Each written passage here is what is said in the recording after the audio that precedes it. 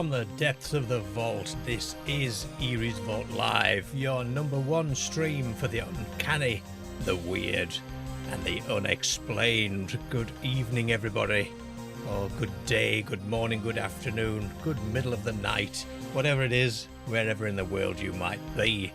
Welcome to the show. This is Eerie's Vault Live, and I am your host, Eerie. We will, of course, be opening up the phone line shortly, so if you want to be on the show, I'll tell you how to do that in just a moment. As usual, if somebody can give me a thumbs up in the chat and let me know that the audio is A-OK, because you know the bother I've had with those gremlins, don't you? So it'd be nice to know if you can hear me.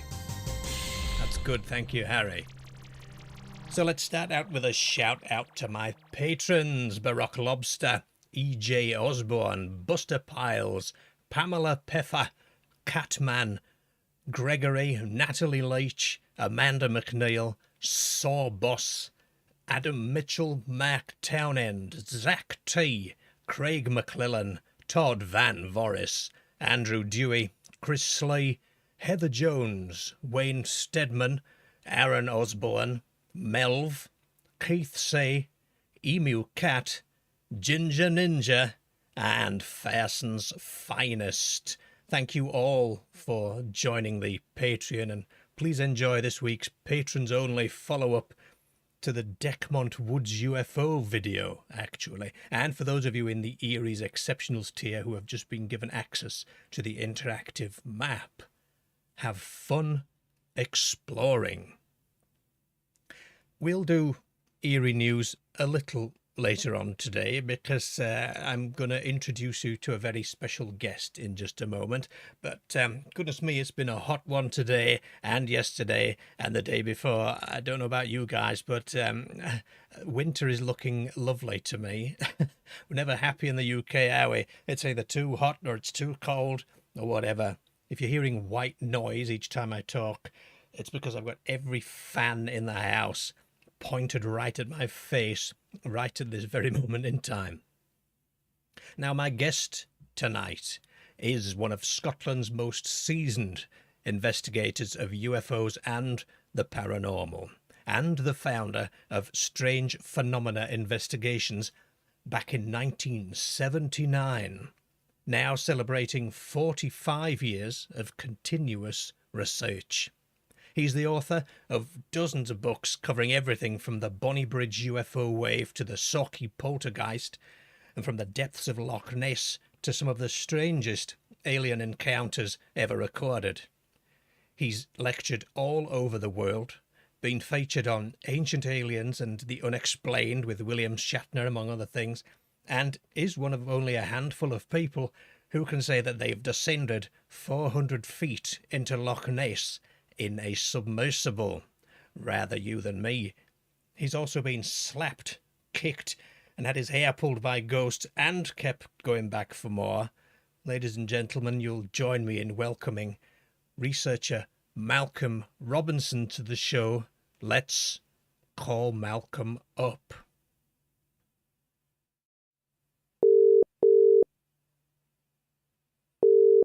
This is the exciting part, isn't it?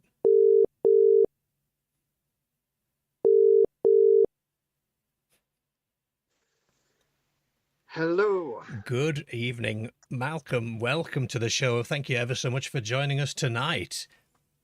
Not a problem. It's good to be on your show. It's fascinating. Now, Malcolm, you've investigated everything from UFO abductions to poltergeists, and as I say, you've been physically assaulted by beings unseen. That's not your average day in the office.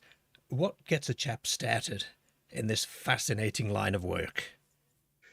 Well, I mean, ever since I was a small boy growing up in Scotland, I always had this deep-held fascination for all things weird and wonderful. And, I started to read books on the subject. I watched stuff like The Outer Limits, The Twilight Zone, B-movies coming from America, like The Day the Earth Stood Still.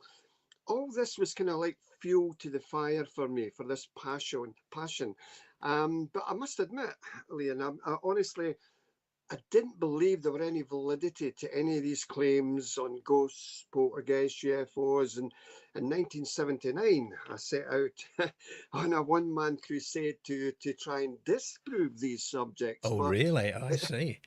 But it's like, you know, anything else in life, once you get your hands dirty, once you put your boots on the ground into that paranormal arena, you soon see that there's no smoke without fire. And from, you know, 1979, I've been chasing ghosts and UFOs. But I mean, my interest started way before that, but professionally, 1979. Fantastic. And of course, you're quite right. As soon as you just take a peek behind that curtain, you realize there's a lot more to this. And I mean, it can consume some people, right? You must have a pretty level head to have managed this long and still be so productive with your research.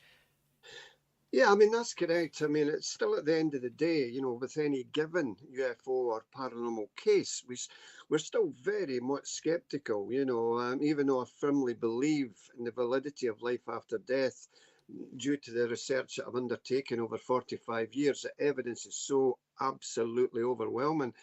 And with the UFO subject, you know, what is now my contention that we're dealing with something off world, something that's always been with us from time immemorial. We see it in cave art, we see it in Renaissance paintings, but a lot of it, a lot of what we see in the skies above this world is our own black budget technology. Thank God, not at all, or I wouldn't be here. Exactly. And many of these cases do have, I mean, when you research the cases, as I do, and I must admit, you know, and the viewers will realize that I am something of an armchair researcher, but I do go out to locations myself now and then. But one of the arguments it always is it was a black budget project. But from what you're saying there, you're certain that's the case, right? Yeah, I'm certain that we're dealing with something very real, very unusual, something that's clearly not man-made. You know, you take, for instance, the Tic Tac, the gimbal, and the Go Fast. It Yes. was to the USS Theodore Roosevelt, and the Nimitz sent dispatched Navy jets in pursuit of these things. If there was a pilot on board these objects, then the G-force alone would have, you know, just destroyed them. Yeah. Admittedly, it could have been some fancy drone, but I don't know. I mean, for me, when you look at the history of ufology and the amount of sightings over missile silos in America, switching off the missiles, it is something to be, I guess, concerned about. But thankfully, at this moment in time, nothing other than the troublesome abductions have been undertaken.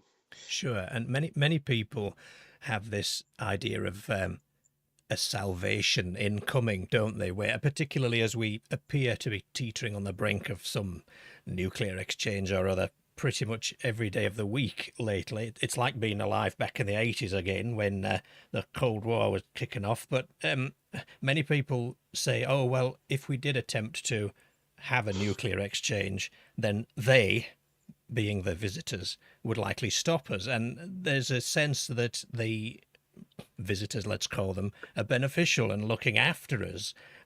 What's your take on that? Yeah, I mean, we don't truly know for sure, but I mean, there are a lot of implications. I mean, what truly would happen if mankind had open contact with an alien species? And we've got to ask the question, do the governments of our planet, you know, individual governments, have some form of protocols regarding first contact? I think they do, to be honest with you. And, you know, what would disclosure do to the various churches and religions of this world? What would happen if some form of alien technology fell into the wrong hands? You know, if these so-called visitors had bad intentions, would we be their slaves? What would be the impact on mental health, the world's economy? I mean, I could go on. There's so many different facets to the possibility of first contact, and so we have to be very, very careful. Are we prepared for this? You know, it's a wee bit up in the air at the moment. It certainly is. And I mean, how can you truly be prepared for something that we presumably don't have the exact handle on in the first place. You can prepare for a fire, a flood, an earthquake, but how do you really prepare for something that you don't really know what the broad reach of its consequences are going to be? Yeah, very true. And that's why I believe that the governments of this world do have these protocols, do have something in task ready to undertake should that eventful day arrive. I mean, it's speculation on my part, but I honestly believe that that is the case. And I mean, I've been down to 10 Downing Street with Bonnybridge Councillor Billy Buchanan on numerous occasions with numerous prime ministers of the UK, like say Gordon Brown, Tony Blair, John Major, Rishi Sunak, trying to get a government inquiry into these sightings, but it's all falling on deaf ears at the moment, I'm afraid. And do you feel that's resistance or ignorance? Well, we're not quite sure because they may actually know more than they're letting Yeah, on, yeah. or they're more than happy for ground-based observers to look into the sky and go, "Wow, look at that! Must be a UFO." Again, it's not. It's a new prototype drone or something. Sure, yeah. What do you think to the? You must be aware of the Sky Watcher because you mentioned the Nimitz and the Tic Tac and all that earlier on. The whistleblowers that Ross Coulthart has been reporting on lately. Are you familiar with the Jake Barber Sky Watcher program? I'll be honest with you, I'm not really, no. Oh, well, briefly on that, he's one of these whistleblowers who has essentially said there is what they refer to as a dog whistle, which is some combination of signals, that's sounds and lights, I assume, but also psionic or psychic connections to actual craft. And they can supposedly call these things in on a whim and have apparently remarkable footage. Yeah. The reason I bring that up is if we're talking about preparing for contact, etc., then clearly we are expecting to engage with an intelligence. Yeah. And that's the thing, I suppose it's in a way just something akin to Stephen Greer's C5 Yeah, protocols. yeah. The only thing is these guys are using some form of whistling. We tried that a few months ago for the first time ever with our society. And we had the Stephen Greer sounds, these kind of mystical sounds that you play. And we asked the desire for contact to happen. Now, on that occasion, admittedly, nothing happened. But then again, you don't expect things to happen at the drop of a hat. Of course. But getting back to the gentleman that you're talking about with the whistling, etc., I mean, for me, you never ever should throw the baby out with the bathwater. And what I mean by that statement is just because something looks and sounds ridiculous does not mean to say that it is so. We should always try to look out the box and then some. So fair play, give it a go, see what happens. If it happens, it happens. Yes, it will get ridiculed, but we've got to try these things. We've got to just try and see where it takes us. Of course. How are we going to explore the unknown if you stick to the known? It's impossible, isn't it? Really. Yeah. Was that CE5 attempt for you guys? Was that at Dickmont recently? Yeah, that's correct. Yeah. So how did it go? I mean, you've sort of given the game away there with nothing particular happened, but could you perhaps talk us through how that began and what that night was like? I'd have loved to have gone to that, but I've spent my travel budget going to Dickmont once this year already. Oh, have you? Yeah. That's good. You've been there. Well, basically what it entailed was there's about 15 to 20 of us, and I explained the protocols, the Stephen Greer approach, and we all held hands and looked skywards and played the sounds. And I asked everybody to really concentrate and have that deep held desire. I know it sounds fanciful, but have that deep held desire to want contact, for want something to happen, for some lights or something to be seen in the night sky. And so we played that, these sounds, etc. Now, on that particular occasion, we had a lady with us who, and I'll just say it as it is, she claims this is not our home planet. She comes from another planet. Now, again, it sounds off the wall, it sounds crazy, and anybody listening to this show will be going, what? But she said, Malcolm, do you see next to that bush? What do you see? I went, well, I don't see anything. I can't believe you don't see anything, Malcolm. There's 3 small grey beings standing at that bush. Now, she could be more psychically attuned than I. We all know that dogs and cats have various bigger forms of hearing and seeing. You know, they see a different spectrum. That's right. And they hear a different spectrum. So, you know, I wouldn't rule that out.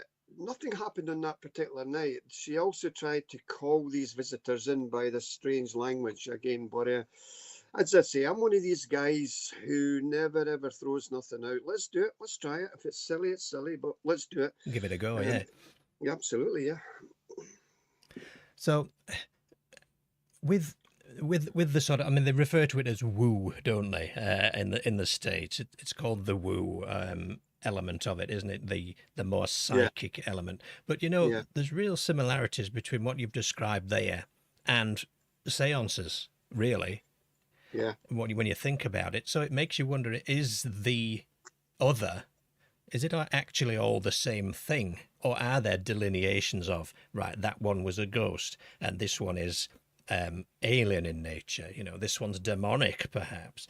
Do you think there's delineation, or is it one big soup that we keep dialing into? It's a very, very good question there. I mean, I have been asked that occasionally, and is it like one big umbrella for everything? Everything is under that umbrella, be it Sasquatch, Bigfoot, Nessie, ghost, poltergeist, UFOs. Only once has something of that ilk been brought to my attention, and I was doing some research down in Devon in England some years ago, and this lady had a hell of a lot of UFO sightings around her house. And then we interviewed the lady, and during the interview, she shut up. She clammed up. I went, no, you know, continue. Oh, no, you'll think I'm crazy. I went, honestly, I probably won't. Try Please me, yeah. continue. So what she said was this.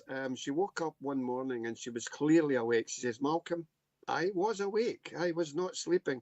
And at the foot of my bed on the left-hand side was one of those small grey alien beings. Gosh. 3.5, 4 feet tall, large pear-shaped head, black inky almond-shaped eyes. But here's the cracker. To the right-hand side of the bed was a ghostly child. She was very, very similar to one of the little girls that appeared in the American television show Little House on the Prairie, where she had this pinafore dress and her ringlets. So here you have an alien and a spirit in the same locality. How strange is that? Strange, seemingly from completely different ends of the temporal spectrum as well. There, she must. That's it's odd, isn't it? Yeah, this singularities and what do they call it? There's a word for it. Synchronicities of these things happening. Yeah, certainly. Yeah. So obviously the guys are going to want us to talk actual cases, and I mean we could pick from many that you've researched yourself. I've covered the Decmont case on here myself, and as I say, I went up to the Decmont Law, to the woods there, had a good old walk around the site, etc. Certainly puts things into perspective when you see them yourself. Yeah, I mean the site has very much changed since 1979. The trees are so much taller. They were just small trees at the time, and the clearing was much larger, but the trees have encroached on that area. So it has changed, but yeah, it's a spooky place. You know, I never thought of that. So when I was stood there, I was thinking back to the one of the, I think it was Drummond, who said it looked as if something had just been dropped in there and then lifted back out again. That's correct. And I never thought of that, because when I was looking around it, I thought, how on earth would you even drop something in here? Look at all these trees. But yeah. You've just explained that instantly. I mean, you can acknowledge maybe Rob's memory was, you know, did he have hypnosis? Did he go for hypnosis, the guy who... Yeah, yeah, he did actually. I found out some months later. It was nothing from our society. Some family member talked him into seeing a kind of stage hypnotist. You know, one of these Okay. guys who make fun of people going up on stage. So I wasn't too pleased at that. But the hypnotherapist, a chap called Robert Halperin, he took Robert Taylor back to that November morning, November the 9th, 1979. But all he can recall was of seeing this large dome-shaped object and the two spheres descending from it, impacting on the grass, rushing towards him and pulling him forcibly. And then Bob lost consciousness, but the hypnosis did not lift the sluice gate of the mind for any further recall to tumble out. So nothing more was gained from that. It's fun. It's a funny thing, the hypnosis, isn't it? Because you've got to sort of, well, I'm not a professional in this regard at all, but it feels to me you've got to sort of take it with a bit of a pinch of salt sometimes anyway. Oh, yes, absolutely. I mean, people can lie under hypnosis. There's something called cryptonesia, and that means it's something you may have read as a small child. You know, a fairy tale or mythical tale of a seafaring captain. And under hypnosis, that comes through, and elements of that you think belong to you, you know. And this is why we have to be careful with hypnosis and past life recall because of the cryptonesia factor. But the police use it, you know, the police have used it in various cases just to try and elicit some recall on colours or number plates of cars. So it has got its uses, big but, we have to be very, very careful with the use. I would still use it. I'd Okay. definitely still use it, but I'd say to Joe Blogs and say, look, here's what came out of hypnosis. Make of it what you will. Does it add to it or does it hinder it? We have to be careful. Sure, that's it. And of course, could you recall implanted memories that have been Oh, yeah. left there as fake breadcrumbs? Yeah, there is that, you know, false memory syndrome and stuff again. And again, part of that's getting back to maybe somebody read something in a UFO book when they were a teenager and you know, under hypnosis when they're, you know, 70 plus or whatever, they think it's that happened to them. You can please the hypnotherapist, you know, it's like the desire, I better come up with something here. Ah, I'm yes. not saying that happens, but you never know. You It's a, never it's a possibility, isn't it? Certainly, yeah. know. And you made me think of the Woolen Gnomes case there, Wow. Yeah. where the obvious go-to is these kids have read Noddy and Big Ears about 3 months ago, and that's what they've seen. That's what they're talking about. But yeah, that's got to be one of my favourite cases, I have to say. That is such a great case, and funnily enough, I mean, I give lots of lectures up and down the country, and I've started to talk about the Woolen Gnomes because it's so bizarre, you know, and it's great. You know, I've got these slides coming up on of that area, but yeah, great case, strange, very, very strange. Very odd. I tracked down the headmaster of the school, and unfortunately, he seems to not want to talk about it, which is a real disappointment to me because I was very excited to have traced him. Yeah. I don't think he wants a bear of it, to be honest. But never mind. What about the A70 case? That's another one I've sort of touched on, and this is the hypnosis that's making me think of this because I believe those chaps had hypnosis. That was Colin and Wright and Gary Wood sometime in the 90s, wasn't it? That's correct. Yeah, I mean that's Scotland's first reported, that's the operative word, reported UFO abduction. There may well be others, but they've not came to my attention. And that was such a bizarre case, and I truly believe these guys did experience this strange object on the A70, and they were taken on board this object and subjected to some form of medical procedure. It's so bizarre, you know. The story very briefly. They were driving from Edinburgh, and as they drove out of Edinburgh, the road expands out, and it's just farmland for miles and miles and miles of farmland, fields, pastures, and as they were driving along, At a blind bend, a two-tiered shiny black object appeared hovering above the surface of the road. The car went underneath the object. The object emitted a heavy, silver, shimmering curtain of mist. Bang, hit the car roof. At that point, both men were enveloped in total and complete blackness, couldn't see their hands in front of their face, couldn't see the dashboard of the car. Are we dead? They regained their sight. They pulled the car over to the left-hand side of the road. That's what we do here in the UK. And they drove to their destination. And they found when they got there, they were over an hour and a half late. Wow. That night, they found scars in their body that previously were not there. And, you know, it's such a big, big case, yeah. And I always find the missing time part pretty much the spook. I mean, it's spooky, let's say, to see beings. It's certainly spooky to be abducted, but it's the missing time, isn't it, where you don't have knowledge necessarily of, you didn't even know you were gone. Yeah, I mean, you know, I was speaking to these guys at the time, all the time, you know, and you'll never meet any more two sincere gentlemen in your life. You know, they wanted answers. And the sad thing is their wives did not believe them. Really? And until one night, Gary's wife, they're not married anymore, but Gary's wife at the time telephoned my house and says, Malcolm, last night I was reading a book in bed. My husband, Gary, was lying next to me. He was sleeping. He was out. I was reading the book, closed the book, put the book down on the bedside table, switched off the light.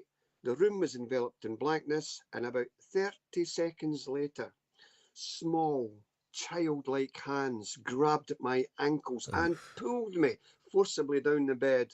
I looked, and in the light that was coming through the curtains, I could see three small grey beings. They let go of my ankles and they just fell through the wall. They just disappeared, blended into the wall. She says, Malcolm, I'm so sorry. I fully believe my husband now.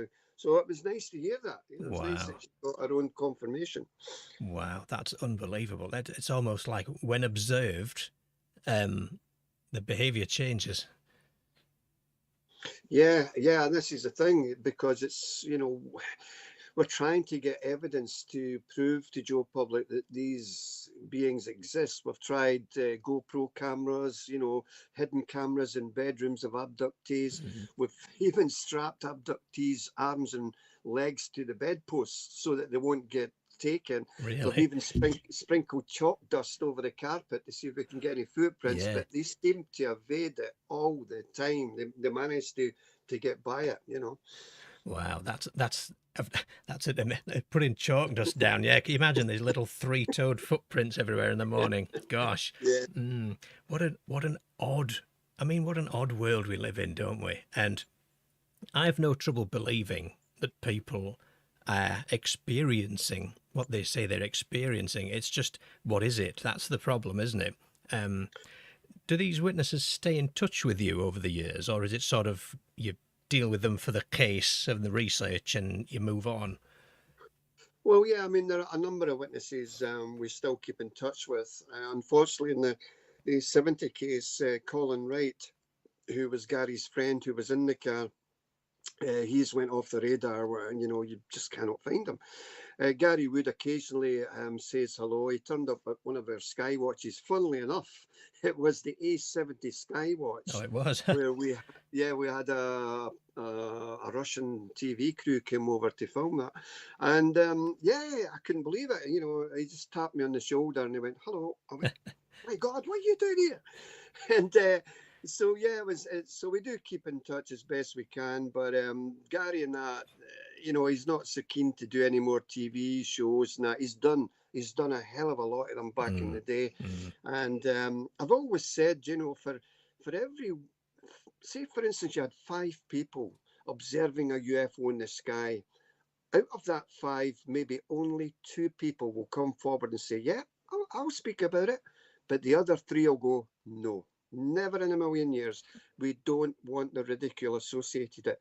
So what I'm saying, Liam, is that for every UFO witness, there must be many witnesses behind them who will never come forward. So we may be losing a lot of UFO sightings simply because of the fear factor, the ridicule factor of, getting poked fun at. And God bless those brave people who do put their hand above the parapet and say, no, I'm going to tell it as I saw it. And that's fantastic. These people need answers. They really do. Of course they do. And don't we all? I mean, for people like us and for people like the people listening to this show, the notion of being afraid of ridicule doesn't register particularly. It's like, why would I be worried about ridicule? But some people genuinely are, and they're worried about their jobs being affected and, relationships being affected. It's really far-reaching, isn't it? It certainly is. I mean, I've been ridiculed for my dealings with the paranormal in newspapers, etc. Oh, well, they love it, don't they, newspapers? Yeah. Oh dear, yeah.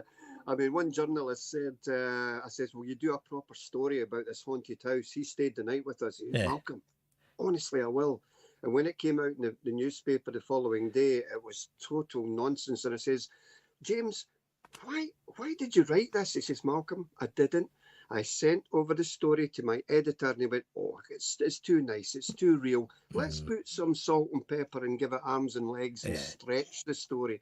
So, some of the journalists are fine, but when it goes to the editorial team, they want to sprinkle a wee bit magic dust on it to make it look fantastic. Magic dust, yeah. And I find that particularly comparing reports from newspaper. I mean, I've just done a video about Nessie, and I'll talk to you about Nessie later on. But the newspaper reports from the 30s compared to the reports of the 90s and the 2000s, the tone and the shift is really palpable. It was quite a serious subject in the 30s, and then, I mean, now they call it silly season, don't they? Yeah, I mean, it's funny because I wrote an article about Nessie. It was published in our magazine a few months ago. And what it was saying, but back in the 30s, you had constant sightings of this long tapering neck and small sheep-like head traversing the waters of Loch Ness for either a few seconds or up to a minute or so. Where are those sightings now? Here in 2025, you're lucky if you get an upturned boat sighting. It's like a boat is turned upside down. You've got the hump, and you don't seem to get these long tapering neck sightings these time.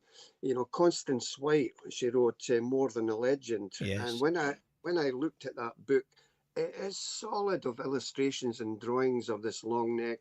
And so it makes me wonder, what's going on there, because I do believe there's something in Loch Ness. As you know, I've been down in a submarine.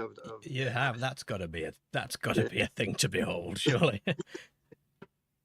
Yeah, it was in 1994. I went down. The submarine's about, I don't know, about 15 to 25 feet in length, red and white submarine, sponsored by Swatch watches at the time. Okay. And it's really good, yeah. I was depicting the old yellow one. Was it Adrian Shine's yellow submarine that he went down in? I was picturing that in my head. So this was a rather larger vessel. What's it like down there? Well, when the front nose of the submarine had a toughened glass portal, quite large. Outside that was 7 or 8 very, very, very strong halogen lights to illuminate the Loch Ness. And after the skipper did his kind of safety talk, we descended through the peat-stained waters. Now, the peat-stained waters is roughly about 6 to 8 feet below the surface. It is very dark. But once you get through that, it's clear. It really is clear. And so we went down to a depth of over 400 or 500 feet. I can't remember myself now, but the submarine was very confined. You had dials and switches, and there was condensation running down between the dials. If you were claustrophobic, my God, you wouldn't like it. No. So we traversed across the floor, and it was just basically sand at that part. This is moored at Drumnadrochit, near the Drumnadrochit Hotel. Oh, yes. And we traversed the loch floor, and it was sandy silt with the odd white rock sticking up, very little water vegetation. And then suddenly the loch floor just fell away. And I said to the skipper, wow, can we go down there? He says, no, we've got to stick to our allotted course. And it was wonderful, but never saw any fish coming into the twilight zone of these lights, which was surprising. But yeah, it was a great experience. I really cannot imagine what it's like. The claustrophobia I can picture well, but gosh, just I'm with you. I think there is or was something down there. Robert Rhines, who did several expeditions, believed that there was something there, but it's now probably extinct. In fact, because of the lamenting the lack of the long-necked reports again. I always wondered biologically how likely it was that a creature could have that body where a neck sticks up out of the water. The vertebra connected. What do you think it is or was? Well, it's certainly not a plesiosaur. A plesiosaur could not extend its neck, the vertebrae, straight up, vertically. It's been known, science dictate that. Speculation could be that it may be a large sturgeon fish or a large mutated eel or a new unknown species of animal. Let us not forget that the coelacanth fish is a prehistoric fish. It was found in fishermen's nets off the coast of Madagascar in 1938. And every single day here on planet Earth, we're finding a new range of species of insect or frog or something weird. So we're learning all the time. They're new, even parts of the forests in the Amazonian forest is still to be searched in certain areas of America, forests and that. We don't know. It's so deep and dense in there. But as far as Nessie goes, there's no denying that there's something in there. Sonar is the best evidence. Operation Deep Scan in 1987 traversed the loch with a number of boats which had the sophisticated sonar, and they got about 4 or 5 unusual sonar returns in excess of 20 feet. So there is something there. Obviously, it's not one. Well, yes. That's why the book I wrote on the subject, The Monsters of Loch Ness, tells the story of all the sightings from, early days up until present day. It's probably going to be next on my Kindle reading list alongside the A70 UFO book and the Decmont Woods book. I think that's going to be my third Malcolm Robinson book that I'm going to have to look up. I remember Deep Scan. I was at school at the time. I remember Deep Scan being on breakfast television in the morning and on the news. It was a big deal, wasn't it? It's not so much nowadays, I don't. In fact, Adrian Shine has pretty much resigned himself to there's nothing down there. The DNA doesn't support it. DNA surveys that were done, etc. Yeah, I mean, he's the go-to man for any film crew going to Loch Ness. It's the beard that does it. Yeah, it's the beard and the tartan jackets and stuff. But he looks the part. He looks very, very dainty, and bless him, he's a wonderful researcher. His heart's in the right place, and but yeah, I mean, I don't think he believes it's a prehistoric animal of any shape or form. But as I say, we're learning all the time. We're finding new species. Who knows what could be down there? But whatever's down there is definitely in excess of 15 feet. And let us not forget, one of the many pleasure cruisers that traversed the loch, they got a very unusual contact. I think it was 500 or 600 feet down in that part of the loch, which registered like a big blob, like a thumbnail on the sonar scope. And the operator of that particular sonar apparatus said, well, I've never seen this in my life. This is not a defect. It's not problems with the side scan sonar. It's just weird. It's something there. Unbelievable, isn't it? And when I was a kid, I always used to think, why don't they just drain the water and see what's in there? When I was a child, and you think the enormity of that is ridiculous, isn't it? They say that you can get the population of the world 3 times over in Loch Ness. Gosh. Whoever makes these stats up, by God, what's that like? How do they know? Have they tried it? Exactly. Exactly. Gosh, I do think that Nessie's up there with my most likelies. You've made me think of there when you mentioned the Amazon and the forested areas. Do you have a particular take on the Mbembe at all? Wow, I've not heard that from a while. One of my dear friends years ago, when I was starting out in this subject, a guy called Billy Gibbons. Oh, I've got his book, yeah, right in front of me here, in fact. He's a Scots guy. I think he's living in America or Canada now. I'm not sure. But he went over to the Congo Basin in search of that. And he had his guides, and the guides apparently only took him so far and they wouldn't go any further. But apparently in that Congo Basin, there is this big, allegedly, a big creature which moves in and out that area. And wouldn't it be wonderful if that was true? I mean, when we think about Sasquatch, Bigfoot, Dogman, Mothman, so many different cryptids have been seen throughout the world. And I just think it's absolutely fascinating. Yes, we need proof. Yes, we need to get DNA samples of hair and this and that. And but that's what we're trying. That's what we're trying to do. Absolutely, yeah. And it's the discovery and the finding out. It's probably more exciting. That I've often thought this with Nessie. Once if it was revealed that it was a plesiosaur and you saw it on a video twice, well, you've seen it then. Yeah, I mean, I had an idea to capture Nessie some years ago. You did? And yeah, basically what it was, I'll try and cut it short. It's a long story. I got a phone call from a Scottish newspaper guy. He says, Malcolm, Ted Danson, the actor, is doing a movie in Loch Ness. Do you think we'll ever prove it? And I says, well, funnily enough, I have an idea.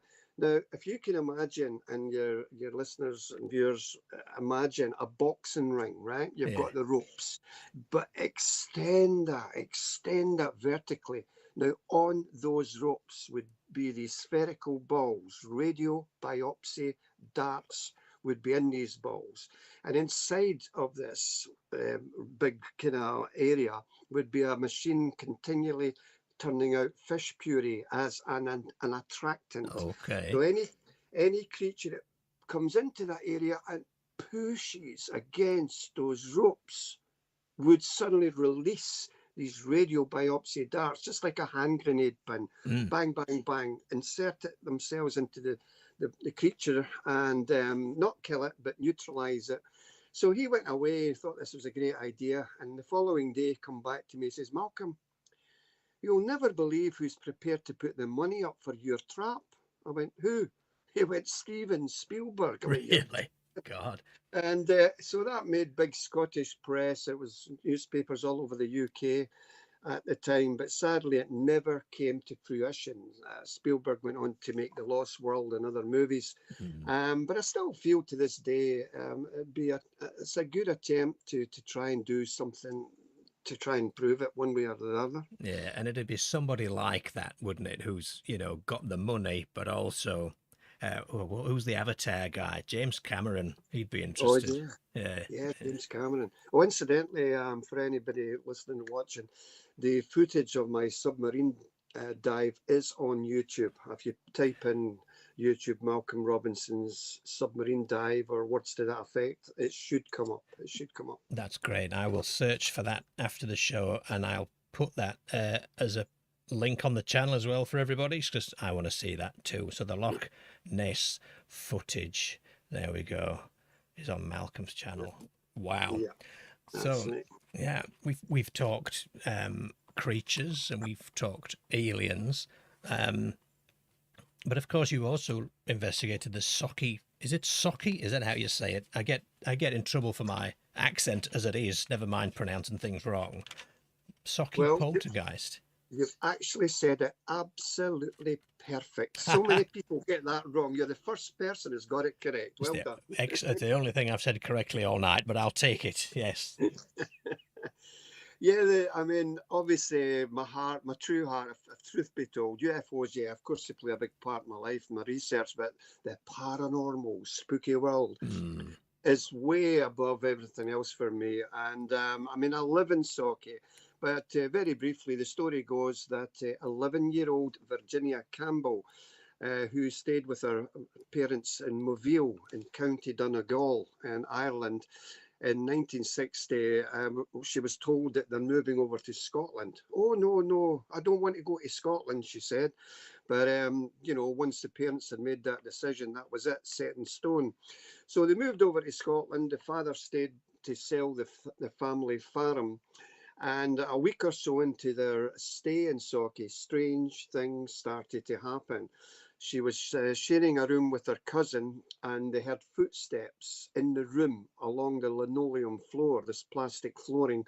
They had scratching noises, thumping noises, and then they raced down the stair to their mother, and she chased them back upstairs thinking it's kids will be kids. But then the mother heard these noises and saw, actually, as Virginia was lying in her single bed, the covers of her bed was rippling, Oh, God. just like as if you had thrown a stone into a quiet mill pond, the concentric ripples that extend from that.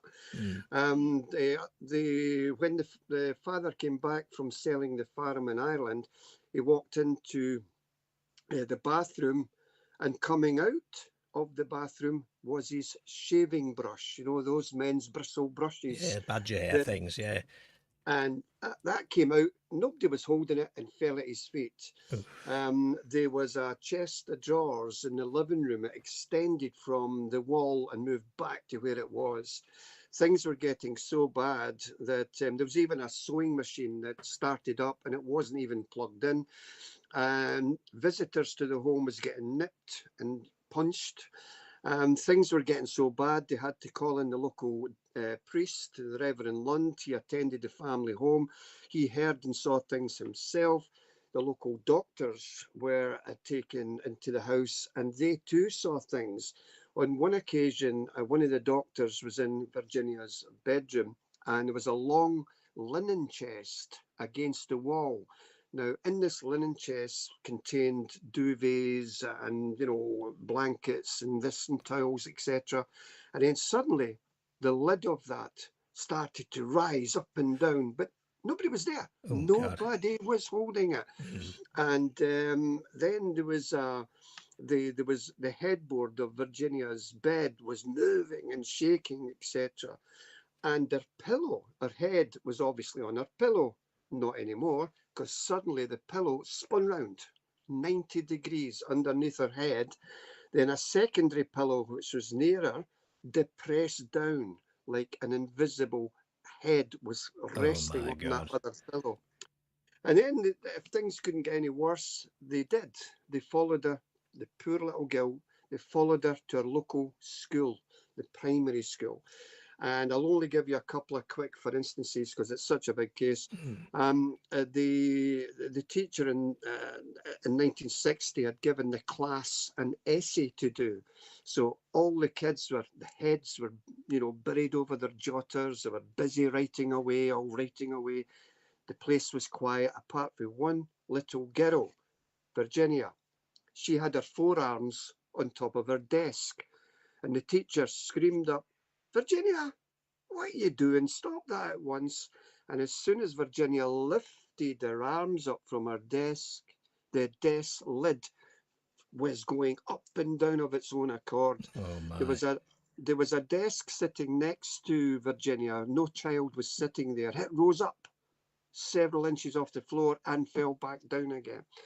Another case was when Virginia approached the teacher's desk. Now, back in 1960 in Scotland, the teachers' desks were very big, strong wooden affairs. You know, these were right sturdy. Of course, yeah. You know, and on this desk was a cane that the teacher pointed to the blackboard, and it was lying flat, Liam, and it suddenly started to vibrate, and then it stood up vertically and went bang, bang, bang on the teacher's desk, and then the teacher's desk rose up several centimeters from the floor, and whereas the teacher's stomach was in the long part of the desk, not anymore, it turned round 90 degrees, and her stomach's now in the narrow part of the desk. And at that point, a vase of flowers came right off a nearby table and smashed into the wall. There's so much I could tell you about this Sauchie poltergeist. Eventually, the events died down. The little girl moved to England, I managed to trace, well, not trace her individually, but found out where she stayed, the town she stayed in, Bedford in England, but we don't know where in Bedford. Right. But I spoke to a lady who knew her, and she says, Malcolm, the poltergeist followed her from Scotland to England, Oh and it's my still a God. bit. What a case that was, I'll tell you. Those things are those things actually frighten me, you know. Yeah. They do put a fear in me. And so, did you find any clue about why it would follow her from place to place? Well, the thing is, as well, before she moved to England, they moved about 2 miles away to a little town called Dollar in central Scotland, and to stay with a family friend. But the same thing happened there: bangings and knockings and rappings. Everything was happening there. Um, we can only speculate as to what lay behind those disturbances. What I categorically would state, and this is just my opinion, I do not believe that it's some form of sexual energy. Skeptics will Oh say, "Oh, yes, it's yeah, just wee boys and girls going through puberty, and all that energy is yeah. externalizing and pushing chairs over, etc." Now, if that was the case, we would be having poltergeists in every single town and city in the United It's true. Kingdom. Yeah, You you're know, right. Yeah. so I think it was some form of she had this what we call an attachment. Yes. Some nasty evil spirit was just centered on that poor little child. Did it? So that there's this thing that has become referred to as the hitchhiker effect, isn't there, where the phenomenon or phenomena can transfer from person to person. Did that happen in this case, or was it all centered around Virginia? Yeah, it was pretty much centered around Virginia as far as we can ascertain. The hitchhiker effect, or they can also call it contagion, Yes. seems to follow people, some people, from place to place. I remember one time I came back from an investigation, and it was about 3 o'clock in the morning, and I was just sitting reading the newspaper at home, and then suddenly bang, bang, bang, bang behind my head. And nobody was there. There's not another room behind there, but it was clearly on the wall. So I think maybe I had brought something back with me. Thankfully, that's not been the case on all occasions. That only happened the once, touch wood. But it can be scary. Of course, it's scary. I mean, I've seen some incredible things over 45 years I can of imagine. spending in nights in haunted houses. I've had my face slapped. I've had my hair pulled. I've been kicked by absolutely nothing. Nothing that you could see. Crazy. Yeah, crazy indeed, and just it makes you wonder. Is it spirit things? I mean, when you think about things moving in the absence of the brush moving, but there was nobody holding it and things like Yeah. that, then it's either it's a spirit or an unseen thing which can affect physical matter, or Yeah. it's a deception of our senses, either ourselves or something deceiving us, or maybe it's our how do I want to say this? Maybe it's our understanding of physics is even Yeah. incomplete. I mean, where do you even? And that's the fun of being an investigator, right? Which thread do I pull on next? That's so true. I mean, mankind know next to nothing. Let's be honest about it. Yeah, We're learning all the time. We're talking about super string theory, quarks, neutrinos, another dimension, and I think the paranormal will be finding this other dimension, so to speak. Because there's so much we don't know. We tend to laugh and poke fun at science and ingenuity. People when the Wright brothers first flight at Kitty Hawk, people said, "Oh, that'll never get off the ground." It yeah, did. They laughed at Marconi. They laughed at John Logie Baird, the inventor of television, and so people tend to poke fun at things. But as long as people like yourself and myself and other researchers look out that box and ask those questions and ask those silly questions, because you got to ask the daft questions. Some of the questions we have to ask witnesses, for instance, is I'll say to Mrs. Jones, Mrs. Jones, are you on any medication that may have caused you to Yes. hallucinate? Mm. And she'll say, what? Why are you saying that?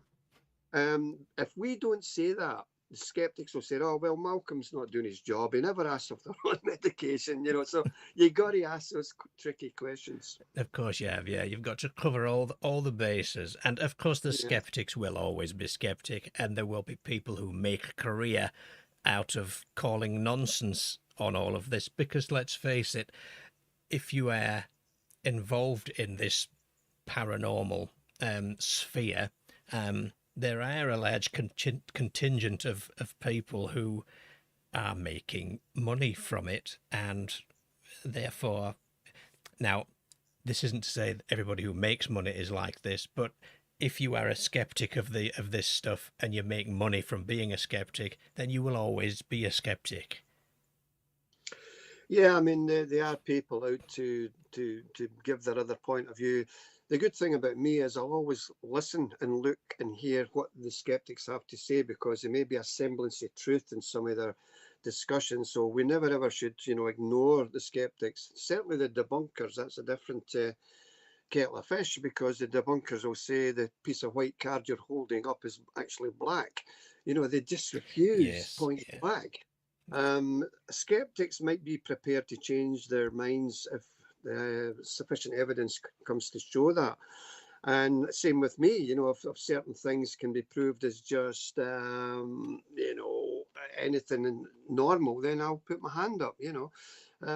But we got to keep searching. That's what it's all about. I mean, for instance, there was a lady when I lived in England. She said, Malcolm, one of the local surgeons is off his work at the moment due to stress. I went, well, there's nothing the matter with that. It's a stressful job being a surgeon. Oh, no, you don't understand. And I said, well, pray tell me. So what she said was this. She said that the surgeon was walking down the hospital corridor, and he stopped and he spoke to this elderly gentleman. And he said to the gentleman, are you okay? Are you all right? Because the gentleman looked a bit confused, and the elderly man went, um, I, I think so. I think so. And at that point, the surgeon's pager went off in his hip, on his belt, one of these wee devices, and he says, excuse me a moment, sir. So he looked to his pager, and the pager says, you are wanted in the resus room. So he turned round to say goodbye to the gentleman, but he wasn't there. He had presumed he'd went through these swing doors that he was standing next to. And so I think you know where I'm going with this story, I feel like I do, yeah, go on. but there is a twist. There is a twist. So when the leading surgeon went into the resus room, who does he see on the bed with those circular paddles on a bare chest, electricity trying to bring the life of this person to life? It was the man he had just been speaking to in the corridor. Here is the twist. Let's look at the closed circuit television cameras. Surely that man would have appeared in the cameras. So they looked at the closed circuit cameras. You saw the leading surgeon walking down the hospital corridor, stopping, looking up, and talking to absolutely nothing. Nothing at Wow. all. Oh my So God. even if we had that captured on CCTV, the skeptics would say, you've done it on computer. Yes. We're, Yeah. we're living in the world of AI. You can do anything in computer. So sometimes you can't win. You can, and what a great point to raise. AI, the age of AI. Gosh, it's going to get hard now to pick out the wheat from the chaff, isn't it? Yeah, you know, we see it. You can have a ghost in any family photograph on holiday, or a UFO, but thankfully the same technology will pull it apart and say, well, that's just once you pixel separation it, color contour it, edge enhancement, it's just something that's been placed there. So it works both ways. Right. But I'm fearful for AI. Yes, it may have yes, I'm sure it's got its benefits, but now they can sample people's voice. And Oh for yes. instance, President Putin, he may say, I'm going to bomb Canada or America, and he never said that. but AI is making him sound as if he's going to say that. So we have to be careful. We certainly do. It's a topic of much discussion, certainly as well. Malcolm, this hour has absolutely flown by, I have to say. Have you got any lectures coming up that we might need to know about soon? Yeah, I'm speaking at a psychic and spiritual event in Stratford-upon-Avon in England in October. I'm giving 3 lectures there. One lecture is about pilot sightings of UFOs from around the world. The other lecture is all about our cases from, the vaults of SPI. And the other one is all about celebrities who have seen UFOs or experienced the paranormal. So all your film stars and radio guys, and it's all be their own personal stories. And I'm currently working on my 14th book, which is going to be called UFO Case Files of Scotland, Volume 3. So I'm working on that just now. A busy chap. So on that, where can we get the books then? Yeah, a number of these titles will be found on Amazon in your country. If you search for Malcolm Robinson UFO or Malcolm Robinson Ghosts in Amazon, that will drop down a list of some of the books that I've written. Yeah. And yeah, I mean, I get them on Kindle. I have to say that's where I like to read those on a night, which sometimes is not great just before you go to sleep, but because of the dreams that you get. You mentioned earlier a magazine. You said that there was a case referenced in your magazine. I think that's the SPI, is it? Well, it's the SPI Enigmas is the magazine, but I also write for the Outer Limits magazine. Well, it's an internet-based magazine, it's not a paper.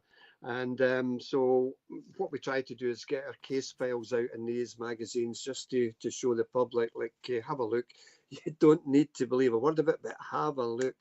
It's all about trying to educate the public. And there may be somebody somewhere who'll put their hand up and go, that happened to me. Yes. I must have Robinson. That happened to me. So it's a big jigsaw, and we're just putting the pieces together. Yeah, quite right. And that's really the spirit of this show. It's people call in with their encounters, and likelihood is it's happened to somebody else who's listening, and you realize I'm not alone in this. There's something bigger that we're a part of. Absolutely. And I can only praise the people who do come forward with these tales, because we need to hear from them. And I mean, what you're doing is wonderful yourself, bringing myself and other people on your show, getting all these stories out so that the public get to know about what's happening, not only in Scotland, but it can be anywhere. So fair play to you as a radio host for doing what you're doing. I've watched a lot of your videos. Absolutely fantastic. You're doing a great job. No, well, I will take that. Thank you very much indeed for that. That's very good to hear. Malcolm, it's been an absolute pleasure. Is there anything you want to say to the audience before we call it a day? Just keep believing, and always remember that the world is far more stranger than you and I will ever realise. Most certainly is. Malcolm Robinson, it's been an absolute pleasure. Thank you so much for joining us tonight. Thank you, sir. Thank you. Good night. Well, ladies and gentlemen, I have enjoyed that immensely. As you could probably tell, what a wonderful conversation. So good to have Malcolm on the show. We've passed the top of the hour. We're going to take our break right now, and I'll be back with you with some eerie news and some viewer submissions in just a moment. Don't go away. Introducing the Eerie's Vault Patreon page, a treasure trove of research notes, newspaper and magazine clippings, exclusive on-location video content, early access to public videos, and access to the Eerie Isles interactive Google map with countless sighting and encounter locations for you to peruse at your leisure. This will be updated each time a new video is released and will become one of the most comprehensive encounters maps in the world. With membership options from as little as £1 per month. What are you waiting for? Head over to the vault. If you're a fan of the music used in the Eerie's Vault videos, then you might be interested in Clifford Farnham White's SoundCloud page, where you can hear the tracks in their entirety, absolutely for free. Head over to soundcloud.com/Clifford Farnham White.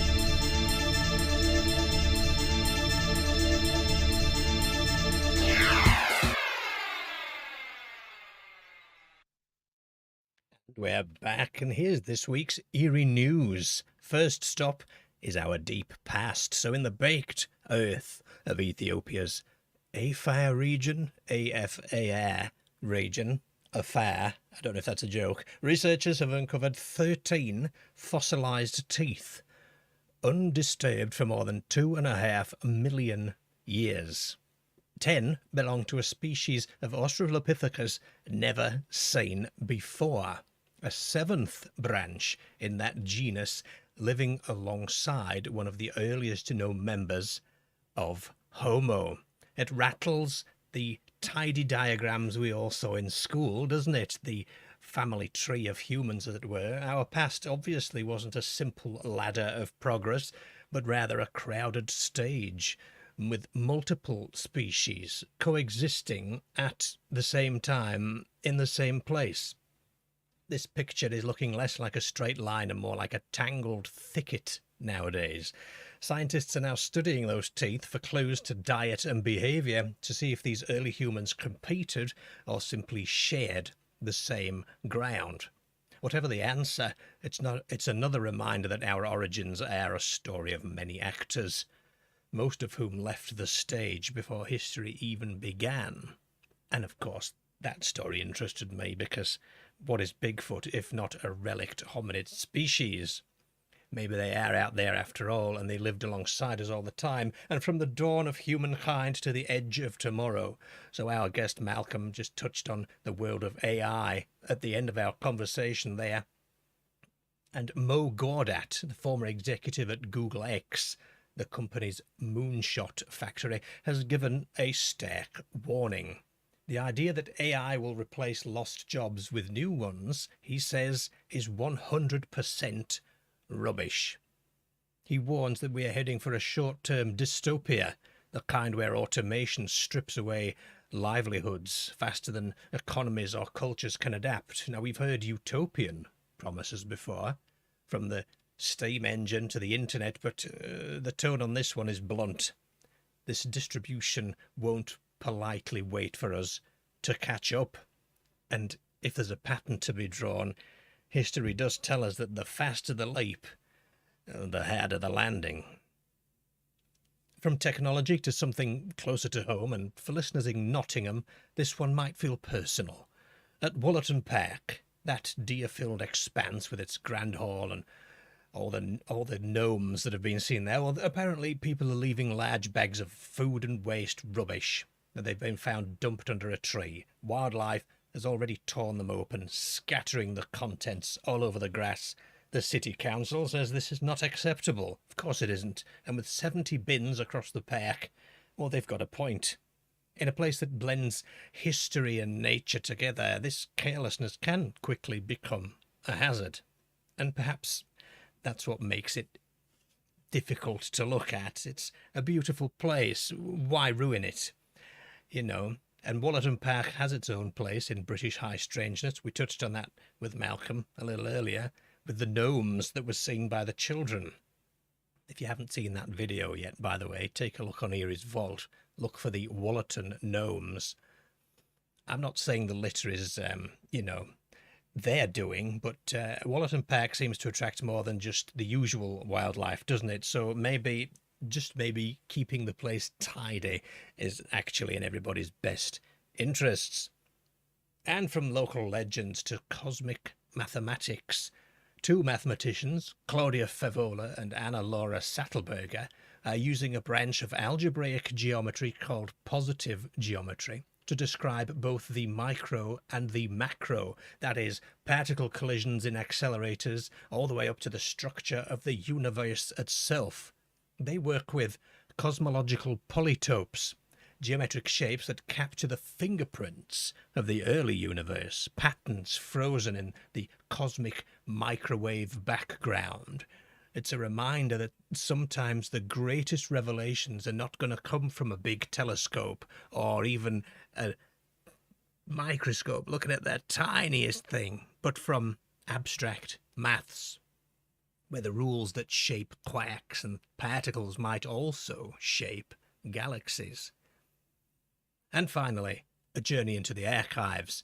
Recently released files show that in the 1950s, Britain's intelligence services were collecting weekly UFO reports.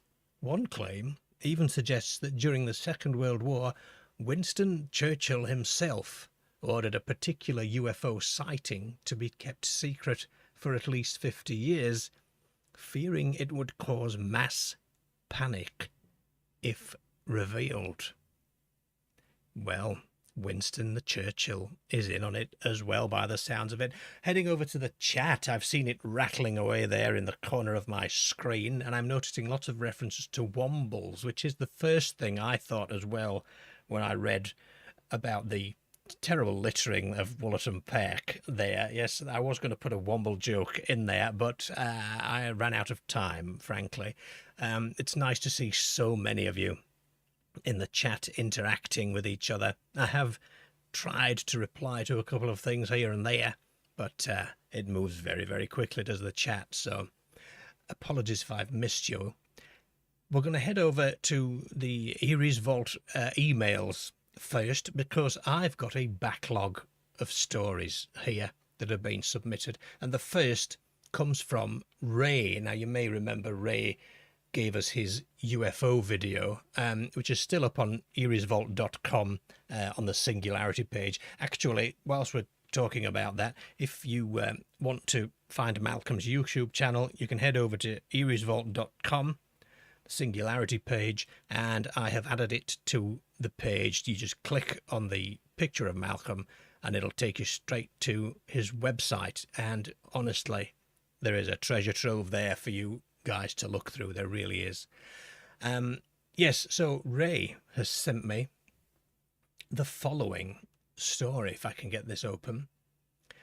It says, "Good afternoon, Leon. As promised, I'm sending my own personal encounter with the paranormal. I have two that stand out in my life. The one I'm about to describe today is perhaps the lesser of the two, but it's still rather odd and interesting. I'll describe the scene so you fully understand the scenario. I was born in Harrogate, North Yorkshire, but the street had, and still has today, an assortment of bungalows and semi-detached houses, although I'm not going to name the street, obviously. The houses were built in the 30s on farmland, and they were council houses. I believe nothing stood on the plots before, which makes this story all the more mysterious. I was born at number 18, which was a one-bedroom bungalow. My parents rented the bungalow at the time. On the opposite side of the road, the right opposite, was number 19, which was a semi-detached two-bedroomed house, and whilst I was a baby I shared the one bedroom with my parents because we needed another bedroom and they applied for an exchange opposite at number 19. So after a few months we actually moved into number 19. And that's where we all stayed until I grew up and flew the nest when I got married 23 years later. My parents remained at number 19 for the rest of their lives. So that's the situation. Again, let me describe number 19 to you so you can fully appreciate the layout. It's a double-fronted house, and as you stand and look at the living room, it's on the right of the house and the kitchen's on the left. And between those two rooms was the front door, which had a step-in hallway. Not really a hallway as such, but just a small area that you stepped into, or a genkan, as they say in Japan, having noticed all the Japanese chat in the Singularity there. And as you stood in this hallway, there was the living room door to your right and the kitchen door to your left. Both of these doors were kept closed most of the time. Straight in front of you there are the stairs that lead up to the landing area at the top and the two bedrooms. Now, Leon, says Ray, the main point of interest is to take note that the stairs, being in the middle of the house, are totally isolated from the adjoining semi, as the living room is the room that shares the party wall. So in theory, you could make as much noise as you wished on the stairs or landing area or hallway, and this cannot be heard by the adjoining semi-detached house. The paranormal activity used to take place in the step-in hallway and the stairs. It was the 1960s and 70s, and we used to sit in the living room with the door closed, watching television. One evening, whilst doing just this, Dad declared he had heard someone coming through the front door and into the hallway.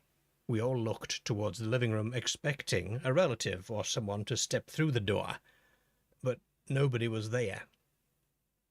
Now, this happened quite frequently, and my father certainly never believed in ghosts or the paranormal, and would call it all bunk. But these episodes certainly had him at a loss to know what was going on. After a few episodes, Dad would fly out of his armchair and fling the living room door open to try and catch the culprit red-handed, but there was never anybody there. Later on, the activity got worse.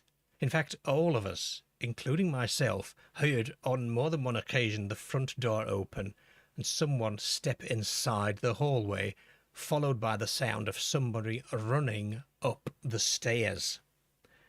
There only ever seemed to be about 4 or 5 stairs mounted, and you never heard it go all the way to the top. So to sum up, the sound of the front door opening, followed by loud footsteps on the first 4 or 5 stairs. This also happened when Dad and Mum were alone, and I was out because Dad would ask me, "Did you come home earlier and go upstairs?" And of course I denied it. It wasn't me. Dad would now and again fling the living room door open to try and find out who or whatever it was, but we never got to the bottom of it. He even ran up the stairs himself, thinking somebody had made it to the top. But nobody was ever there. If the stairway had been next to the party wall with the house next door, then perhaps it could be explained as someone running up the stairs, but it wasn't, and this went on for years, probably a dozen times a year. The house was sold in 1991, and the people who bought it from me remain in it today. I often wonder if they also have encountered the activity. Dad did a bit of research, thinking it might have been something to do with where the house had been built, but he said it was just fields before and no dwellings were on the site. I'll send you my next more intriguing encounter shortly. It will blow your mind, says Ray, with best wishes. Well, Ray, thank you. I know you've had to wait a couple of weeks, actually. He sent me that on the 5th of August. I suddenly got a flurry of stories in, so there we are. Still a bit of a backlog to go, actually. So a haunted house, maybe? Or what do we think of that one, potentially? Footsteps entering the house and running up the stairs. Very odd indeed. Jonathan has sent me something. This was also last week. Was it last week or the week before? It might even be the week before. Oh, actually, that one. I don't know if you're actually listening tonight, Jonathan. If you are, this is the one that we said you might call in with. So I won't read this one out. It's the Shadow Man encounter story. I shall save it. I shall put a flag on it on my emails. There we go. If you're about, Jonathan, drop me the WhatsApp message and we'll give you a call back and you can tell us all about it if you're around. If you're not around, you won't know that I've just asked you to do that. So that's life, isn't it? So hopefully you're there. So let me just quickly scan this one here. So this is from Liz, who said, "I'm the viewer who requested the Ripperston Farm video," which is brilliant, by the way. Well, thank you very much. Do you know that was one of my prouder productions, I have to say, and it prompted me to actually go to as close as I could get to Ripperston Farm, which was close enough. I couldn't get onto the actual property because it's private, but the guys on Patreon got the full video uploaded to Patreon with the walk around of the area and also the Broadhaven School and that area. So yes, that was a good suggestion, that one, Liz. Thank you very much. So, my own true story, says Liz, is also connected to Wales, but covers a different aspect of the paranormal, ghost children. If you'd like to read this email out during a live show, I'd be very happy. Well, say no more, because here we go. I was born in 1985 in Haverfordwest, Wales. My parents are English, but Dad was in the RAF and had been sent to work there. We left Wales the following year, and by the time I was 3, we were settled in a small house in Norfolk. I believe we'd brought 2 spirits with us. At the time I was an only child, and one day Mum overheard me chattering away whilst I played by myself with a toy kitchen set in the living room. She asked who I was talking to, and I said, "Anne and Michael." "They're my children," I added. Mum's first reaction was that I must surely have just invented 2 imaginary friends, but when she asked me more about them, I gave her details that seem almost impossible for a toddler to have made up. I told her that I'd lived with Anne and Michael in a house in Abergele, which was part of Wales, and Mum and Dad had never visited. which was a part of Wales, I do apologise, that Mum and Dad had never visited, discussed, or knew anything about. And Liz checked Google Maps, and it's at the opposite end of Wales to Haverfordwest. I assume it's up in the north somewhere then. Then came a particularly unnerving detail. I told Mum I didn't know how my children had got to Norfolk, only that they had previously been in the graveyard. Now, Mum was spooked, but I wasn't frightened at all. I just matter-of-factly told her that Anne and Michael came to see me quite a lot, and that currently I was making them something to eat. I subsequently mentioned Anne and Michael regularly to Mum, as well as my gran, and it became clear that I was convinced I'd been to the graveyard and that the house in Abergele was my proper home, as if I didn't actually belong with Mum and Dad in Norfolk. I'd say I had to get back there. My sense of identity was getting muddled. I don't remember those things, but I do clearly remember that at night Anne used to stand at the head of my bed and talk to me. She was very thin and pale, with light, fine hair, delicate features, and light brown threadbare clothes. She wasn't solid. She looked wispy. That's the best way I can describe her appearance, and looking back, I'd say she was probably about 8. I also remember walking into the living room and finding Michael, who had dark hair, was more solid and looked about a half his sister's age, sitting cross-legged on the floor. This all felt normal to me back then. I didn't know what ghosts were. I also remember feeling that Anne and Michael needed my help, and that's why they'd come to find me, but I was sadly too young to do anything about the situation. Mum did her best to distract me from this troubling topic, and by the time I was about 4, I'd stopped talking about the children. I don't know, or perhaps can't remember, what happened to them, but assume that as I got a little older, I lost the ability to see them. I can only hope that they were ultimately reunited with their actual mother, and that all 3 are now at peace. There are several reasons why I don't believe, says Liz, Anne and Michael were imaginary. Number 1, the details are too specific and unusual. Number 2, I had knowledge of a place neither myself nor my family had in reality ever visited. We didn't even have a TV at the time, so I can't have learned about Abergele that way. I spoke about the children quite often. It wasn't just a toddler's passing idea or a game. Despite researching our family history in her spare time for about 15 years, going back to the 1700s, Mum hasn't uncovered any link between us and Abergele, even though it turns out we do have some Welsh roots. We moved away from Norfolk in the 90s, and my brother was born shortly after, and when he was about 3, he began telling Mum about a man with an injured head who came out of his bedroom wardrobe at night. My brother was, of course, very troubled by this, but that's another story. All the best. Liz, goodness me, that just gave me a chill up my spine, the last part of that. Things coming out of my water. No, thank you. No. That is not for me. So what do we think about the imaginary child thing then?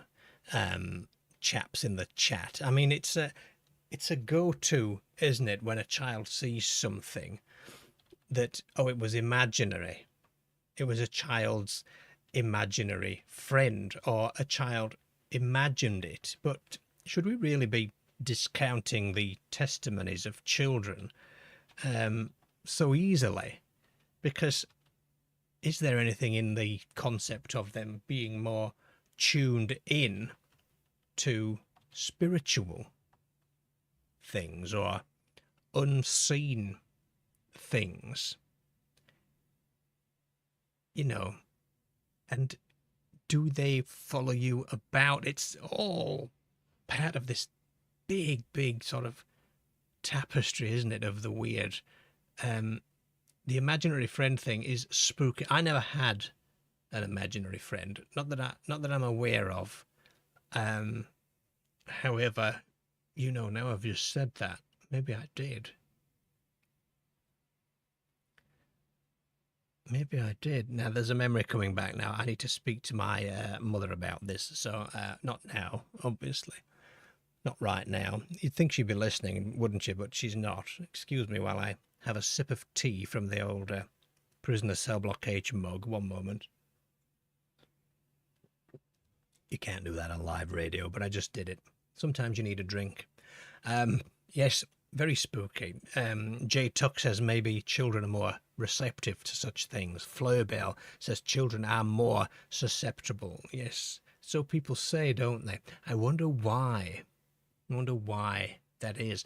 Darren says kids' minds are clear of all the stuff we adults have, so they see things clearer. J. Tuck says, as a child I did watch repeats of Rent-A-Ghost. Well, goodness me, I don't want to see Miss Pop-Off even, or that horse thing, goodness me. So there's a jester, wasn't there, Mr. Oh, goodness me. Now I'm going to test my memory and show my age. What on earth was the jester called? I can't remember. I cannot remember. Was it Staniforth, or is that the guy who played him? Yeah, and the Meekers Next Door. Don't know if anybody used to watch that. Goodness me. Oh, Liz is in the chat. There you go, Liz. Well, thanks for sending that in. That's absolutely good. Mr. Majika. Goodness me. That was a long time ago, too. There was a Rent-A-Ghost musical. Claypole, that was it. Quince, very good. Yes, there was actually a Rent-A-Ghost musical. I don't know if you're aware of this. Just jumping off here into weird topics. A Rent-A-Ghost musical that I believe, from memory, was written by Joe Pasquale. If you can believe such a thing. Claypole indeed. Was it Michael Staniforth? I think it might have been Michael Staniforth, yeah. And McWitch, if you remember McWitch, who was played by Molly Weir, I think. And if you remember Super Gran, when Molly Weir died, the stage newspaper published an obituary that said Super Gran is dead because they got the actresses mixed up. Obviously, Molly Weir was McWitch, and Gudrun Ewer, who did pass away, I believe, last year, was Super Gran. They completely mixed it up. It was ridiculous. But anyway, I digress, don't I? I digress. Here's one from Mike, who says, Dear Mr. Eerie's, back in the summer of 1995, I was out on a ride on my motorbike around West Lancashire. If you remember, that summer was very hot. I'm going to be honest with you, Mike. I've got trouble remembering last week, but I'm going to take your word for it. I'd been riding about for some time and came across a country pub somewhere in Latham, West Lancashire. As I was in need of some light refreshments, I decided to pull into the pub car park. As I pulled in, I saw a racetrack made out of straw bales. It looked like it was for go-karts and only just finished, and there was straw everywhere, but there was no vehicles anywhere. There were no cars, no vans, nothing. The car park was actually totally deserted. I got off my bike and walked into the pub, and it was also deserted. Not a soul in sight. I called out hello, but I got no responses. I gave it a few minutes, and then I started to look around the pub to see if I could find a staff member. I checked out all the ground floor. Nobody was anywhere. So I thought to myself, maybe everybody's out the back in the beer garden. So I walked outside the building and went around the back to the beer garden, and it was also totally deserted. Nobody anywhere. Then I sat down on the benches and had a cigarette, and that's when I noticed that there was no passing traffic noise. There was no noise of any birds or insects flying around. Just silence. I've never been able to find this pub again. But it was just off the A59 near Latham in West Lancashire. I have no idea if this was a time slip or something similar, but I've never forgotten that Sunday afternoon in 1995. Gosh, another disappearing building story there, very similar to the one we had last week with the disappearing church. That was a spooky one as well. What's your take on this, you guys? This buildings that disappear. Indeed, there are villages that disappear. Japan's particularly got some folklore about disappearing villages, you know, and places. But in the UK, they are rarer. However, what is it? Is it a dimensional slip thing? Is it some hallucinogenic effect of something? I mean, what on earth? Yeah, Farson's Finest says stepped into a place out of sync with the rest of time, and there's a chap who knows about that kind of thing. There was no grunting bush in this story, however, but last week we certainly had that in the story, and a weird dimensional or time slip whilst walking to a bus stop. Time slips absolutely fascinate me, I have to say, and I know that I say that a lot about a lot of things. Free the spirit pig, indeed. Yes, says Farson's Finest. For me, time slips, they feel more tangible, I think. They feel more likely, potentially, than a lot of other things. But then again, you know, as Malcolm's said to us tonight, you know, we can't discount things just because we feel like discounting it. You know, if we want to investigate these things, we should be open and discerning, I think. But to me, these time slips, perhaps it's their rarity that makes them a little more solid to me. I don't know. There's one, I forget where it is now. I think I've done a short video about it because obviously I put a lot of shorts out now. I'm trying to put 3 shorts out a day to help with discovery of the channel. And one of the shorts was a chap in a car who had either pulled up behind or in front of a red sports car that had a dog in it. The dog wasn't driving. It's not that kind of story. It had a dog sat in the passenger seat or something like that. And then the traffic lights turned green and this guy took off and he left the race car behind. And I mean just like a sporty car, not an actual race car. And it turned off in a different direction and he carried on driving. And then something like an hour later, he passed the same car with the same dog in an area that it couldn't have possibly got to in that amount of time. It couldn't have possibly reached that area. I mean, he didn't do a number plate check, you know. Maybe it was just an absolute coincidence. But that I think that's the first one that sort of caught my attention, and that got me interested in time slips in particular. The subject fascinates me. It really does. I must do a time slips video, mustn't I? What's this one here? So Keith has sent us something. Let me delete the ones I have told you about, so I don't get confused, because I do at my age now. What's Farson's Finest saying? Oh yeah, Cryptonesia says, cheers Eerie, Saturday morning here in Australia. Well, welcome, good day, in fact. Cryptonesia, lovely to have people from all over the world, isn't it? What a fantastic thing the internet is. Farson's Finest says, speaking of time dilation, there's a fantastic story I heard, which is bundled along with a time dilation story about a creature following the top of a person's car in the desert. What? They theorized it was an upper atmosphere entity. Goodness me, if you can find a link to that, I need to see that. What on earth is an upper atmosphere entity? That sounds rather amazing. I have to say. Buster, I haven't received underpants in the post, I'm afraid. It's proof that the government have intercepted them and are trying to cover it up. Well, you know, if they've got your underpants, who's trying to cover you up is the question. Keith says, "Hi Eerie, fantastic channel. Definitely one of the best and most informative paranormal channels out there." Well, again, I'll take that, so thank you very much indeed. "I want to tell you about my terrifying Shadow Man experience." You all know I don't like these things, don't you? So here we go. "It was the Christmas school holidays and I was 14 years old." This is Keith, not me. "And the year was 1978.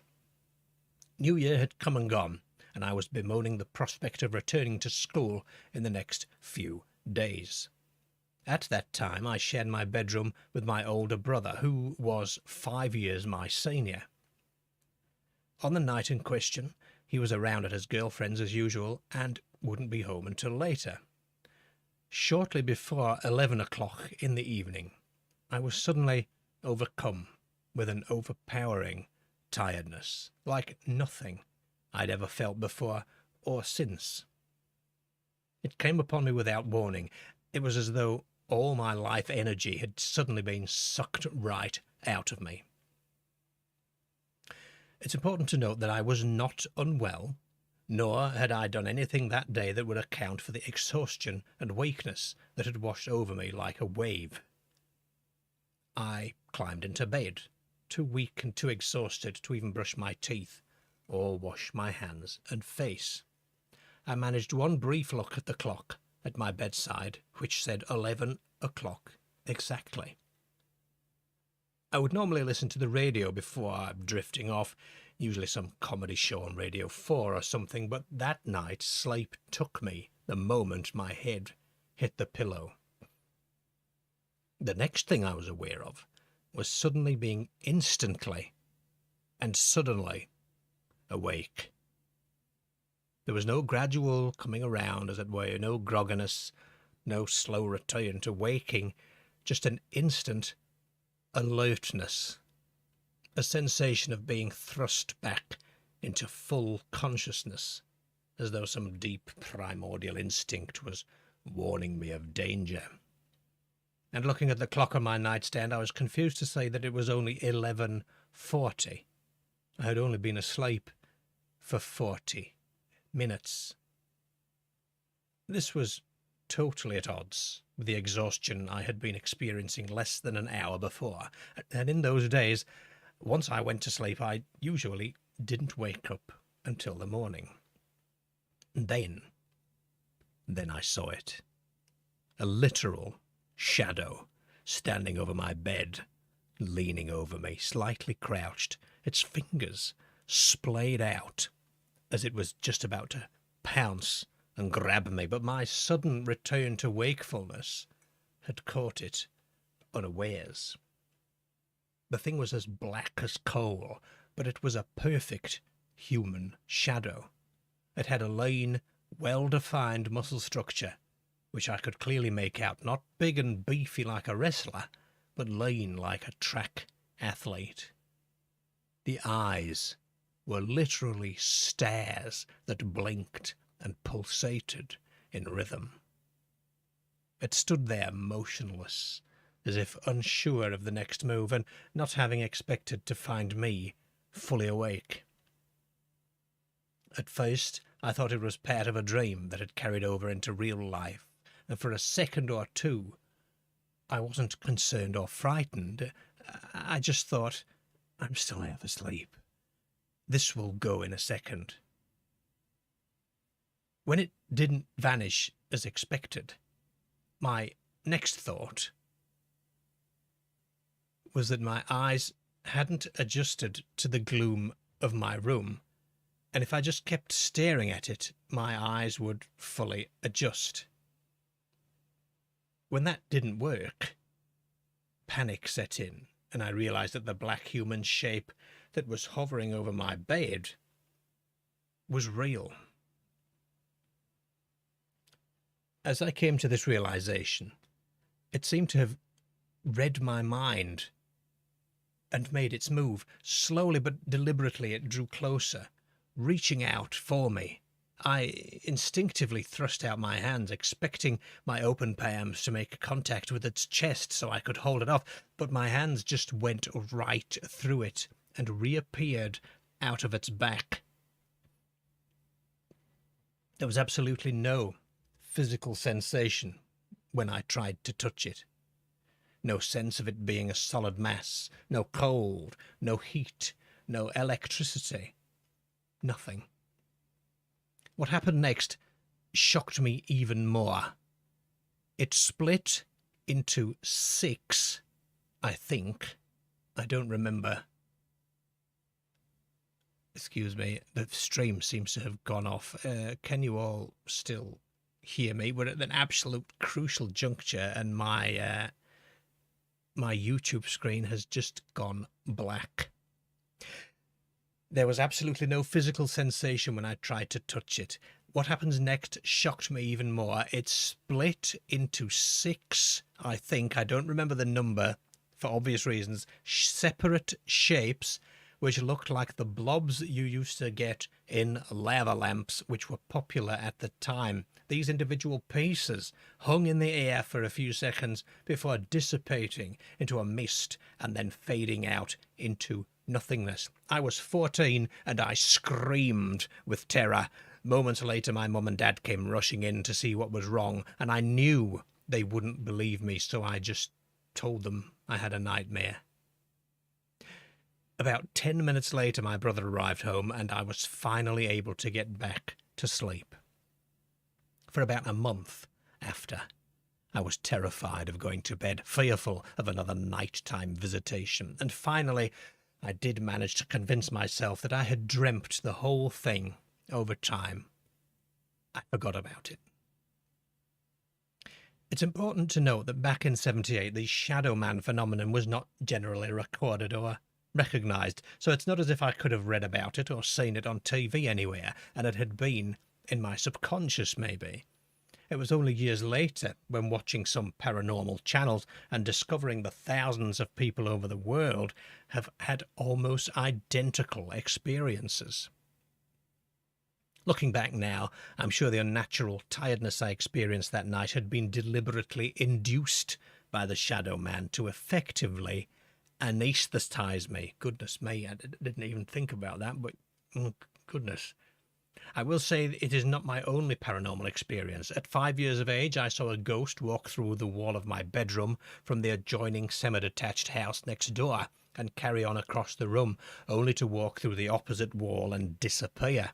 In recent years, I have been awoken by a deep, building, resonating hum which seems to come from inside me and was building louder and louder. I somehow knew something wanted to carry me away, and I resisted it. And most recently of all, I experienced a variation of the old hag syndrome. This is what they refer to, the sleep paralysis kind of stuff, when I found some muscular, powerful figure with a shadow where his head should be, lying in bed between myself and my wife. This thing, whatever it was, had the crook of its elbow around my throat and was choking me. I could feel myself becoming unable to breathe and managed to fight it off. All of my experiences have occurred when I was asleep in bed, and I have been awoken by the assault. I wonder if anybody knows if these things are connected in some way. Keep up the good work. Love the channel. Keith. Goodness me, we are having some real stories tonight, aren't we? I need another sip of tea from the Prisoner Cell Block H mug. Do bear with me.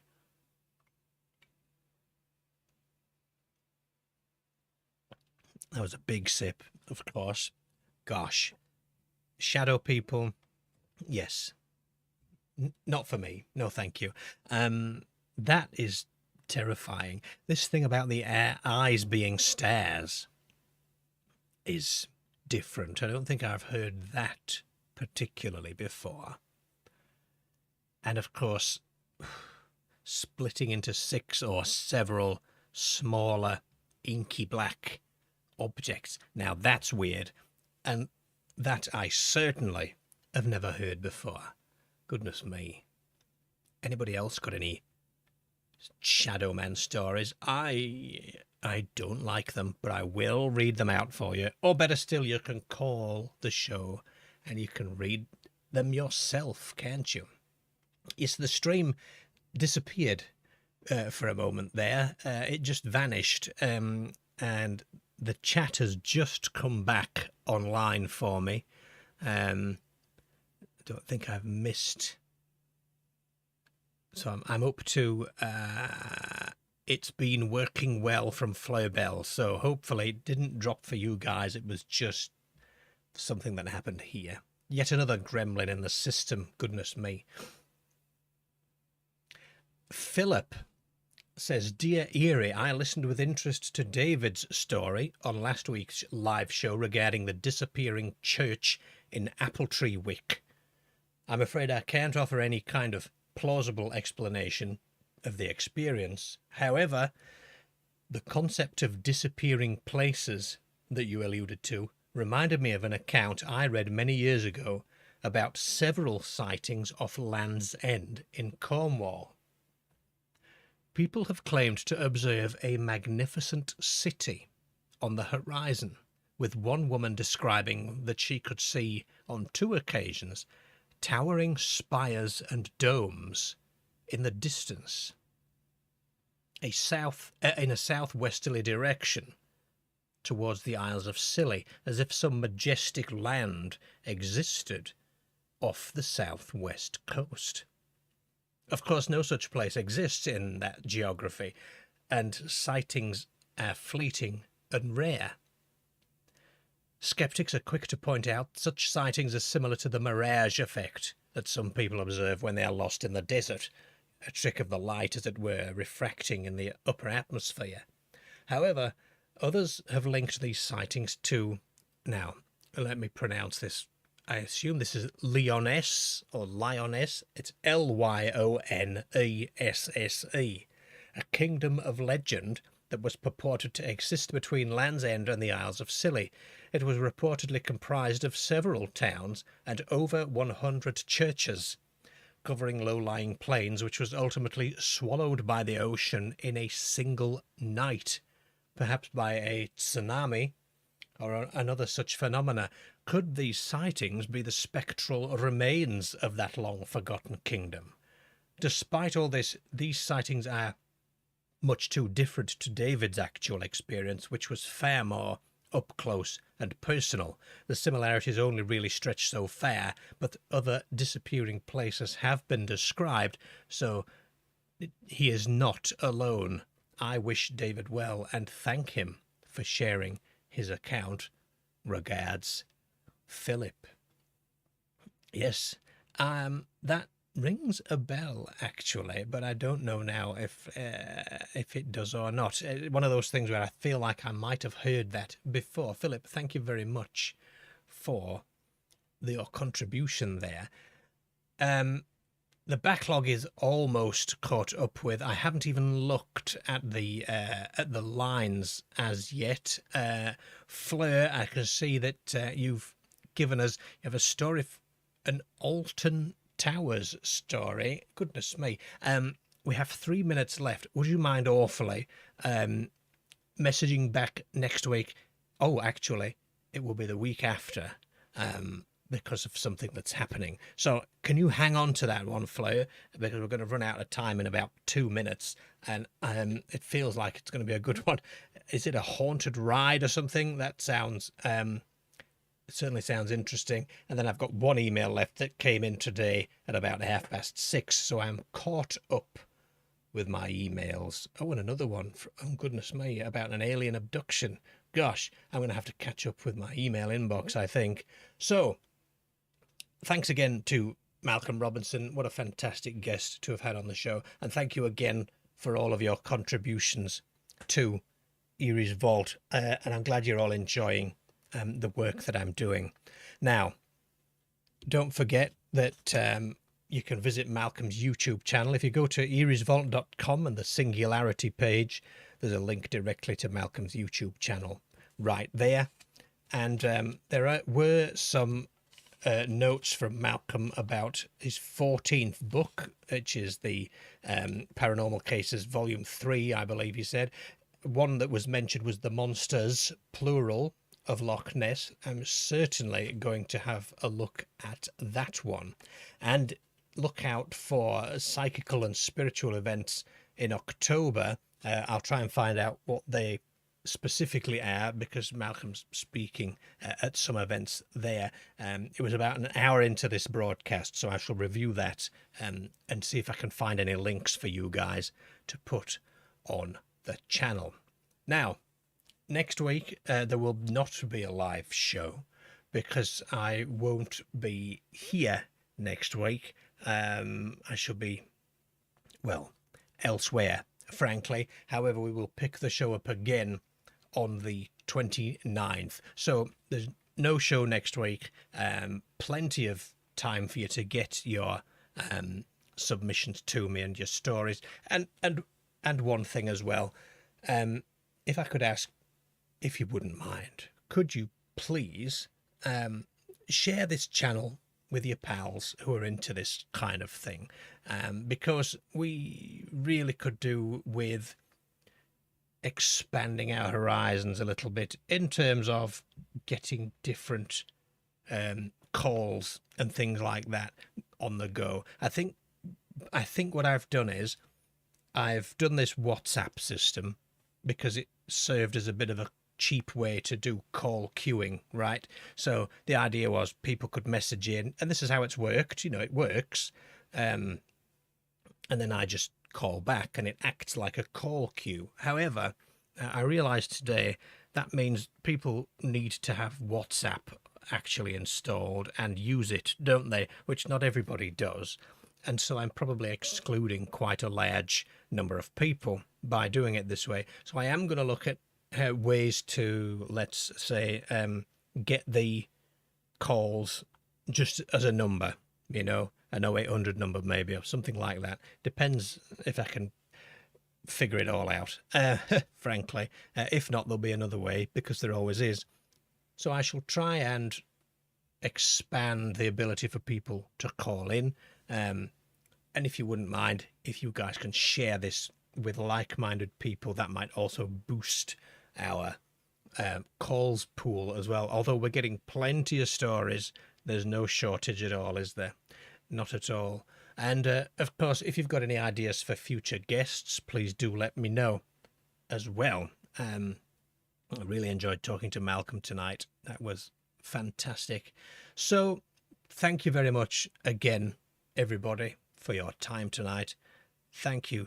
A weapon to surpass even Metal Gear, says Farson's Finest. Well, now you've mentioned Metal Gear, I have on my wall here Metal Gear Solid HD Collection and Metal Gear Solid 4 Guns of the Patriots displayed on my wall because I love that. I love that series so much. Don't get me talking about Metal Gear. I will talk about it all night, apart from Metal Gear 5, which I didn't really like and was disappointed by. I shall leave you on that and ask you all to have a jolly good weekend.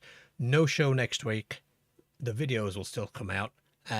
But yes, I'll pick you back up again on the 29th with the next live show. And I'm dramatically trying to find the button here that finishes the stream. I think I found it. Good night, everybody. Have a great weekend. Thank you.